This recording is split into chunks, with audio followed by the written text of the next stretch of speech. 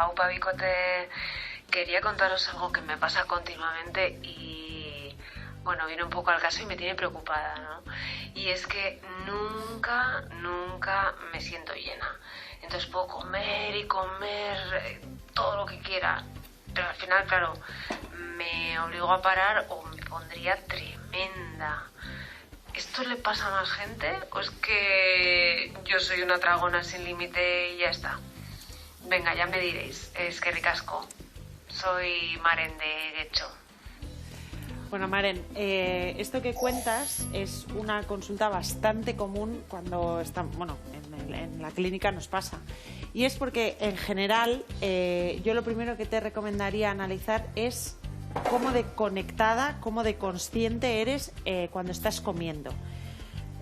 Cuando comemos es muy habitual, bien sea por estrés, bien sea por, bueno, pues por otros factores externos, estar desconectados del proceso de comer. ¿Esto qué quiere decir? Que no estamos atentos a comer, o sea, atentos a lo que estamos masticando, a saborear, a tomarnos pausas, comer despacio, no estar distraídos con nada, no solo con cosas externas como la televisión, el móvil o la tablet, sino también con el ruido mental que muchas veces no hacemos el esfuerzo de apagarlo y entonces de alguna manera es como que nuestra cabeza no registra lo que acaba de ocurrir en nuestro cuerpo. Entonces yo te animaría a trabajar por ahí. Puedes consultar con dietistas nutricionistas que te pueden ayudar a investigar y a trabajar y a labrar un poco más esa consciencia a la hora de comer, pero también es cierto que hay en personas, es más probable lo que te he dicho antes, pero también hay personas que pueden tener resistencia a diferentes hormonas encargadas de la saciedad.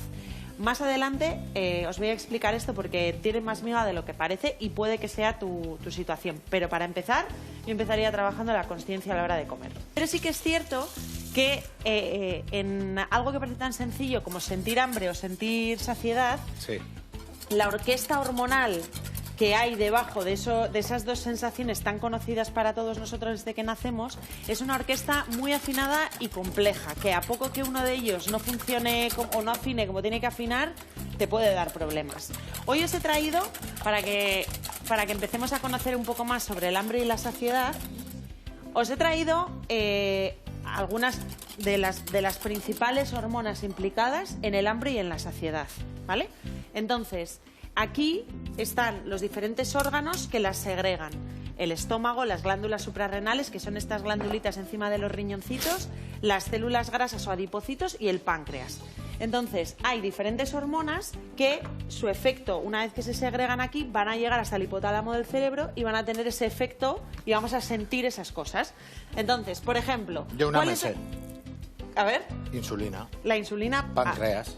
Insulina páncreas, muy bien. Bueno, pues mira, empezamos por esta. La insulina, una de las cosas que hace es ayuda a captar ese azúcar que tenemos en sangre y meterlo en las células, y lo que provoca es indirectamente una sensación de saciedad, es decir, que dejemos de comer. Esto tiene mucho sentido porque cuando comemos sube el azúcar en sangre y entonces cuando ya ha recogido ese azúcar en sangre, pues dice ya no quiero comer más, y eso, uno de los efectos lo produce la insulina. Si seguimos hablando de la saciedad, nuestras células grasas, nuestros michelines, que siempre toda la vida, bueno, hasta antes de ayer, como quien dice, hemos aprendido, y yo he aprendido en la universidad, que eran reserva de energía y ya está, pues cambió muchísimo cuando descubrieron que nuestro cerebro se comunica hormonalmente con nuestro michelín.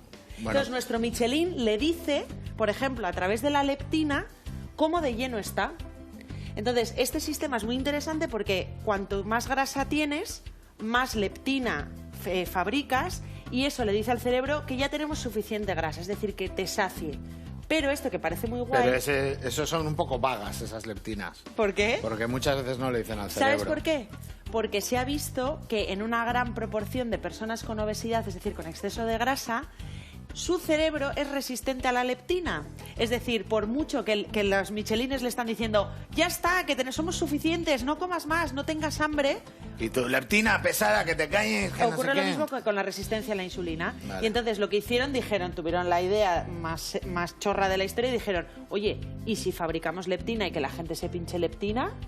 Eso es la cura para la obesidad. Lo prueban en ratas, funciona. Lo prueban en humanos... Y le salen cuernos. Y no funciona. Entonces, eso fue y sigue siendo una línea de investigación para muchas universidades Pues claro, porque puede ser la cura para la obesidad. Y luego todo Y lo la que estudian las liponectina universidades pasa en las instituciones pertinentes. Hombre, claro. Sí, sí. Vale. Y luego a la práctica clínica. Si las instituciones no dirigen, La investigación científica es muy importante, necesita mucho dinero y menos conflictos de interés. Ahí queda. Luego la adiponectina es como, vamos a pensar que es como el mechero que acercas a la hoguera. La adiponectina lo que te hace es quemar, quemar, quemar. Y a través de la saciedad también. ¿Vale? Y luego serían las del hambre, las que le preocupan a Maren que no siente. La grelina, que tiene que ver, o sea, que se segrega en el estómago, que esta es la que te dice, tengo el estómago vacío, come. Y cuando se dilata el estómago, o sea, ya sentimos saciedad. Y el cortisol, que es la hormona del estrés, se segrega aquí atrás, en los riñoncitos. cortisol se oye mucho, ¿eh? Porque esta es una hormona muy importante. En próximos programas hablaremos un poco más del cortisol, porque no solo tiene... o sea, lo que hace el cortisol es estimular que bloquea la insulina. O sea, de alguna manera es como que hace que el músculo no capte tanta azúcar en sangre cuando después de comer, y ese azúcar en sangre lo que hace muchas veces es irse a otros sitios.